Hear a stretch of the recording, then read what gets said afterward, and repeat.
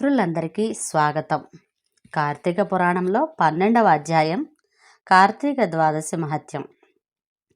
కార్తీక మాసంలో శని త్రయోదశి సోమవారం అంటే మరింత ఎక్కువ ఫలితాన్ని ఇస్తుంది. ఆ శని త్రయోదశి కంటే కార్తీక పౌర్ణమి 100 రెట్ల ఫలితాన్ని కలగజేస్తుంది. దానికంటే కార్తీక పాడ్యమి 100 రెట్లు అధిక ఫలప్రదమవుతుంది. ఆ కార్తీక పాడ్యమి కంటే బహుళ ఏకాదశి కోటింతలు హెచ్చని పెద్దలు అంటూ ఉంటారు. దానికంటే కార్తీక ద్వాదశి విస్తారమైన ఫలితాన్నిస్తుంది. అందుచేత బహుళ ఏకాదశి నాడు ఉపవాసం ఉండి గీతా వాద్య పురాణ పఠనాదులతో జాగరణ చేసిన వారు అన్ని పాపాల నుండి విడుదల పొంది వైకుంఠంలో చిరకాలం ఉండగలరు. ఆ మరునాడు బ్రాహ్మణులతో పారాయణ గావించినట్లయితే అటువంటి వానికి సకల సంపదలు వృద్ధి పొందుతాయి. చివరకు విష్ణు సాయుధ్యాన్ని పొందుతారు. గంగా నదీ తీరంలో సూర్యగ్రహణం నాడు కోటి బ్రాహ్మణ సందర్పణ వల్ల వచ్చే పుణ్యం కార్తీక ద్వాదశి పారాయణ వల్ల వస్తుంది. 1000 గ్రహణాలు, 10,000 వ్యతిపాతలు, 1,00,000 అమావాస్యలు ద్వాదశి యొక్క 16వ వంతు సమానం కాలేవు. ఎక్కువ పుణ్యాన్నిచ్చే తిథులెన్నో ఉన్నాయి, కానీ విష్ణుప్రియమైన ద్వాదశి వాటన్నిటికంటే ఎన్నో రెట్లు అధిక ఫలాన్ని ఇస్తుంది. కార్తీక శుద్ధ ద్వాదశి నాడు శ్రీమన్నారాయణుడు నిద్ర నుండి లేస్తాడు. అందువల్ల ఆ తిథి స్వామికి ప్రియాతి ప్రియమైనది.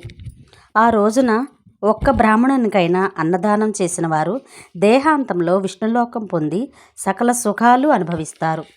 కార్తీక ద్వాదశి నాడు దద్దె అన్నం దానం చేసినట్లయితే అన్ని ధర్మాల కంటే గొప్ప ధర్మం ఆచరించినట్లవుతుంది. కాబట్టి ఎక్కువ పుణ్యం లభిస్తుంది. స్త్రీ కానీ పురుషుడు కానీ కార్తీక ద్వాదశి నాడు పసుడి కొమ్ములు కలదియు, వెండి గిట్టలు కలదియు, పాలిచ్చేదియు అయిన ఆవును దూడతో సహితంగా పూజించి దానం చేసినట్లయితే ఆ గోవుకి ఎన్ని రోమాలుంటాయో అన్ని సంవత్సరాలు స్వర్గాధిపత్యం కలుగుతుంది. కార్తీక ద్వాదశి నాడు భక్తితో వస్త్రదానం గావించినట్లయితే జన్మాంతర పాపాల నుండి విముక్తి పొంది విష్ణులోకం చేరుకోగలరు. దీనికి సందేహం లేదు.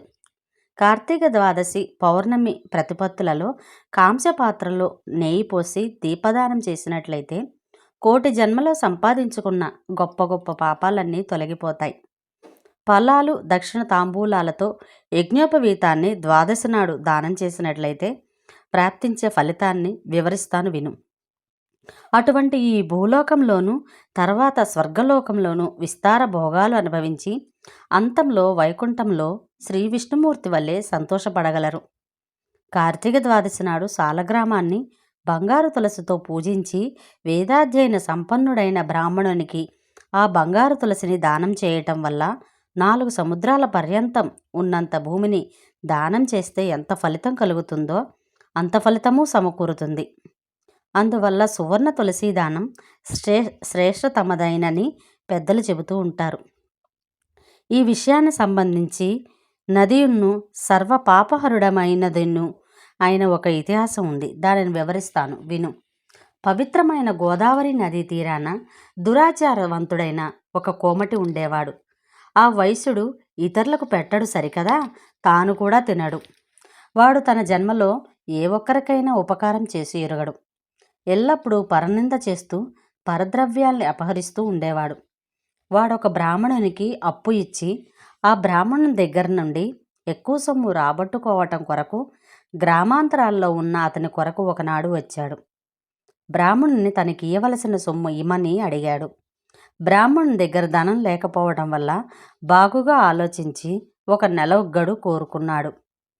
ఎవడైతే అప్పులతో ఉంటాడో వాడు ఒక కల్పం వరకు నరకం పొందడమే కాకుండా దేహాంతమున అతని కొడుకై పుట్టి వాడి రుణమంతా తీరుస్తాడు. కాబట్టి ఆ స్థితిని నేను తెచ్చుకోలేనన్నాడు. ఆ మాటలు విన్న వైశ్యుడు కోపంతో కళ్ళెర్ర చేసి, ఓరి మూఢుడా, నా సొమ్ము ఇప్పుడే ఇవ్వు, ఆ విధంగా ఇవ్వకపోయినట్లయితే నేనిప్పుడే కత్తితో పొడిచివేస్తాను అంటూ ఆ బ్రాహ్మణ్ణి జుట్టుపట్టు లాగి కింద పడదోసి వేదాంత పారంగుడని ఆలోచించకుండా కాలితో తన్నాడు. అంతేకాకుండా సూర్యుడు గుర్రాల్ని మునికోలతో కొట్టినట్లు తన చేతిలో ఉన్న ఖడ్గంతో ఆ బ్రాహ్మణ్ణి పొడిచివేశాడు. భక్తవత్సలుడైన బంధువత్సలుడైన ఆ బ్రాహ్మణుడు వెంటనే చనిపోయాడు.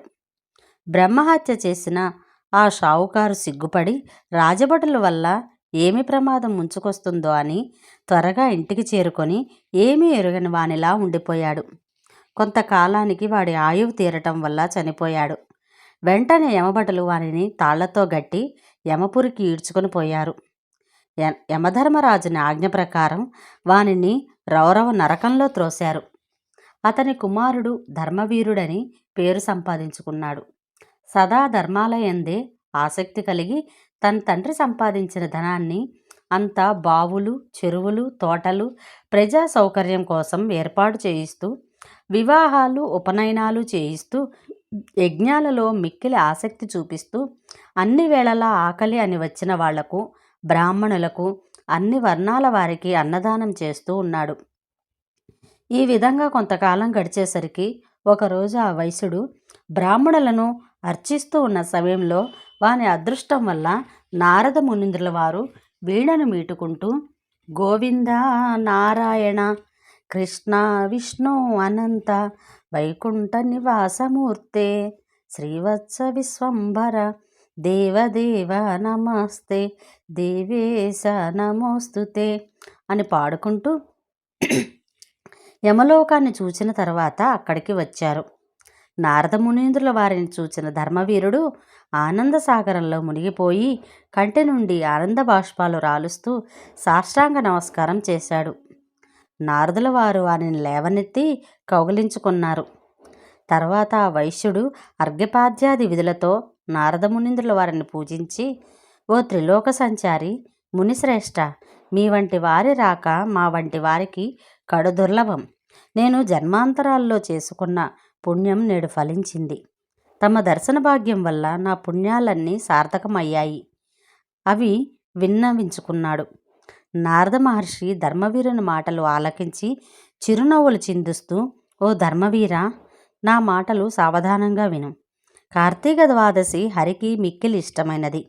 ఆనాడు చేసే స్నాన దానాదులు ఎల్లప్పుడూ విస్తార ఫలితాన్ని ఇస్తాయి. భాగ్యవంతుడైనప్పటికీ, దరిద్రుడైనప్పటికీ, యతి అయినప్పటికీ, వానప్రస్థుడైనప్పటికీ, బ్రాహ్మణుడు కానీ, క్షత్రియుడు కానీ, వైశ్య శూద్రులు కానీ, ఆడవాండ్రు కానీ ఎవ్వరైనప్పటికీ తులారాశిలో సూర్యభగవానుడు చారసల్పే కాలంలో ఉండగా ద్వాదశి నాడు ఆదివారమున సాలగ్రామ దానం చేసినట్లయితే వారి పాపాలన్నీ నశిస్తాయి. నీ తండ్రి యమలోకంలో రౌరవం అనే మహాఘోరమైన నరకంలో నానా అవస్థలు అనుభవిస్తున్నాడు.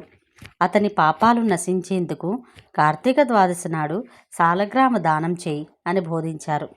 అప్పుడు ఆ వైశ్యుడు, స్వామి, గోవులు, భూమి, తిలలు, హిరణ్యం మొదలైన దానాలు చేయటం వల్ల ఏ ఏ ఫలితాలు ఉంటాయో వాటికంటే మించిన ఫలితం శిలాదానం వల్ల కలుగుతుందా?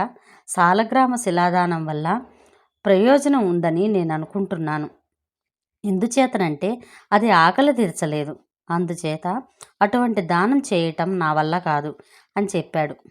మునీంద్రుల వారు ఎన్ని విధాలా చెప్పి చూసినా ప్రయోజనం లేకపోవటం వల్ల అదృశ్యమయ్యారు. కొంతకాలం గడిచిన తర్వాత ధర్మవీరుడు మరణించాడు. నారదోపదేశాన్ని తిరస్కరించటం వల్లను, సాలగ్రామ దానం చేయకపోవటం వల్లను మూఢుడైన ఆ ధర్మవీరుడు 3 జన్మలు పులిగాను, 3 జన్మలు కోతిగాను, 5 జన్మలు ఎద్దుగాను, తరువాత 10 జన్మలు స్త్రీగాను పుట్టి విధవత్వాన్ని పొందుతూ 11వ జన్మలో ఒక యాచకునికి కూతురుగా కలిగాడు. ఆ బిడ్డ పెరిగి పెద్దదై రూపలావణ్యాలు కలిగి పెండ్లి ఈడుకు వచ్చింది. ఆమె తండ్రి మంచి సంబంధం చూసి పెళ్లి చేశాడు. పెళ్లి జరుగుతూ ఉండగానే పెళ్లి కుమారుడు చనిపోయాడు. తల్లిదండ్రులు వివాహానికి వచ్చిన బంధువర్గం దుఃఖం వల్ల కలవరపాటు పొందారు. అప్పుడు ఆ బ్రాహ్మణుడు దివ్యదృష్టితో ఆ వధువు పూర్వజన్మలో చేసిన కృత్యాలన్నీ గ్రహించి ఆ విషయాన్ని అందరికీ చెప్పాడు. ఆమెకు ముక్తిప్రదమున్ను, జన్మాంతర కలుషహరమున్ను, సుఖప్రదమున్ను అయిన సాలగ్రామ దానం చేయింపనెంచుకొని కార్తీక సోమవారం నాడు వేదాంగ పారంగుడైన బ్రాహ్మణుని విధివిధానంగా పూజించి తన కూతురి పాపక్షయార్థం సాలగ్రామ దానం చేయించాడు. ఆ దాన ఫలితం వల్ల ఆమె భర్త బ్రతికాడు. కాలాంతరంలో ఆమె మరణించిన తర్వాత స్వర్గానికి పోయి కొంతకాలం భోగాలు అనుభవించి మరలా సుతవసుడైన ఒక విప్రునికి కుమారునిగా జన్మించి జన్మాంతరంలో చేసుకున్న పుణ్యఫలం వల్ల జ్ఞానాన్ని పొంది ప్రతి కార్తీక సోమవారం నాడును ద్వాదశి యందును సాలగ్రామం దానం చేయటం వల్ల ముక్తి పొందాడు. రౌరవ నరకాన్ని అనుభవిస్తున్న అతని తండ్రికి కూడా విముక్తి కలిగింది. ఓ రాజేంద్ర, విష్ణు ప్రీత్యర్థం సాలగ్రామం దానం చేయాలి. దానివల్ల కోటి జన్మల్లో చేసిన పాపాలు కూడా పటాపంచలవుతాయి.